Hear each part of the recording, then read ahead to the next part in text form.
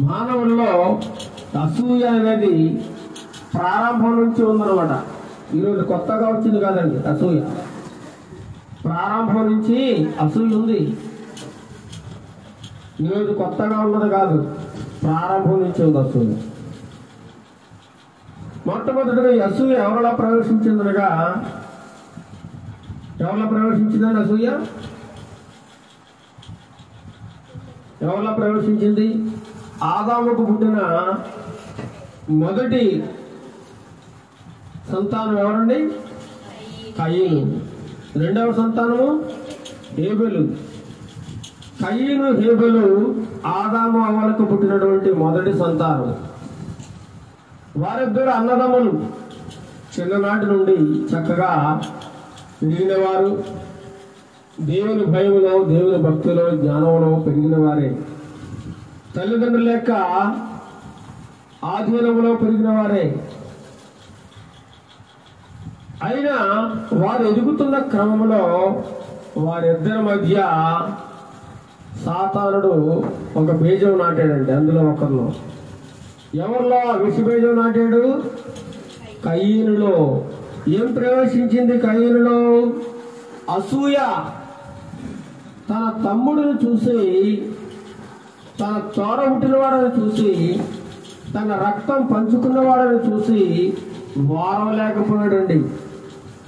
వారవలేకపోయాడు. అసూయతో రగిలిపోయాడు. ఈర్ష్య, ద్వేషం, పగ పెంచుకున్నాడు. ఎవరి మీద? ఎవరో బయట వాళ్ళ మీద, ఏదో ఇరుగు పొరుగు వారి మీద, బంధుమిత్రుల మీద పెంచుకుంటే ఏదో అనుకోవచ్చు. కానీ సొంత తమ్ముడి మీద, తన తోడ పుట్టిన వాడి మీద, చిన్నవాడైనటువంటి తమ్ముడి మీద ఈ కయీను ఏం పెంచుకున్నాడు? అసూయ పెంచుకున్నాడు. నా కానుకను అతను ఒక విషయం మనం ఆలోచిస్తే, వారిద్దరూ దేవుని కానుకలు అర్పించారు. అందులో హేబెలు యొక్క కానుకను దేవుడు స్వీకరించాడు. కయీను యొక్క కానుకను దేవుడు స్వీకరించలేదు. మరి ఇతను కోపపడితే ఎవరి మీద కోపపడాలి? దేవుడు తీసుకోలేదు కాబట్టి దేవుడిని అడగాలి. ఏదైనా ఉంటే కయీను దేవుడు చూసుకోవాలి తప్ప, మరి మధ్యలో హేబెలు ఏం చేశాడు చెప్పండి? హేబెలు ఏమైనా తన అన్నకేమైనా ద్రోహం చేశాడా? తను చేయాల్సిన పని తను చేశాడు. దేవునికి ఏదైతే ఇవ్వాలనుకుంటున్నాడో యథార్థముగా, నీతిగా దేవునికి ఇచ్చాడు. అది దేవునికి ఇష్టమైంది కాబట్టి హేబెలు యొక్క అర్పణను దేవుడు లక్ష్య పెట్టి అర్పణను స్వీకరించాడు. దానిని చూసి కయీను నా అర్పణను ఎందుకు తీసుకోలేదు అంటే, నాకంటే నా తమ్ముడు గొప్పవాడా, నాకంటే నా తమ్ముడు మంచివాడా, ఎందుకు ఈ తేడా జరిగింది అని చెప్పి తన తమ్ముడి మీద చాలా స్వార్థం, అసూయ పెంచుకున్నాడు.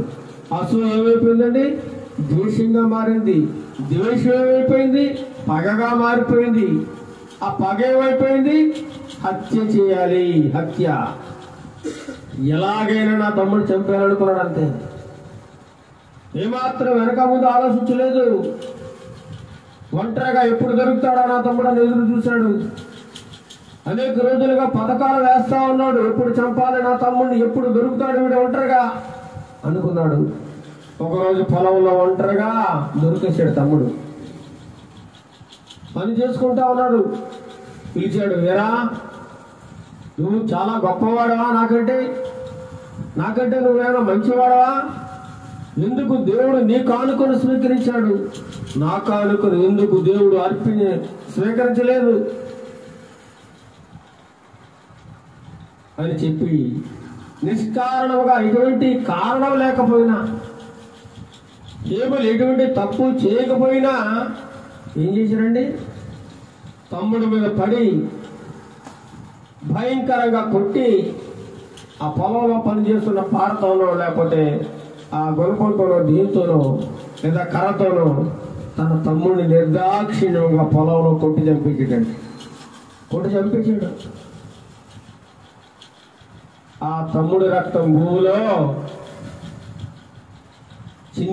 చిందించబడింది. భూమి తడిసింది. తమ్ముని యొక్క రక్తం. మొట్టమొదటి హత్య. మొట్టమొదటి హత్య అన్న కయ్యేలు తన తమ్ముడైన హేబెలును చంపేశాడు. వీరి మధ్య ఏమొచ్చిందట? అసూయ ప్రవేశించింది. దాని చేతనే నిష్కారణంగా, అన్యాయంగా, అక్రమంగా తన తమ్ముడిని చంపేశాడు. ఈనాడు కూడా మనం చాలా చోట్ల చూస్తా ఉన్నాం. అసూయ రాజ్యం వెళతా ఉంది. తన పొరుగువాడు పచ్చగా ఉంటే ఆ పక్కింటుడు వారవలేడు, తట్టుకోలేడు. వారు మంచి ఉద్యోగం వాళ్ళ కుటుంబంలో చేస్తూ ఉంటే ఈ పక్కవాడు చదువుకుని ఖాళీగా ఉంది, ఉద్యోగం లేదు కాబట్టి వీడు తట్టుకోలేడు. ఆ పక్కవారు చక్కగా మంచి ఇల్లు కట్టుకున్నారంటే వీళ్ళు తట్టుకోలేరు. పక్కవారి పిల్లలు చక్కగా చదువుకుంటున్నారంటే వీళ్ళు తట్టుకోలేరు. అసూయ ప్రతి ఒక్కరిలో, మానవులలో అసూయ ప్రవేశించా ఉంది.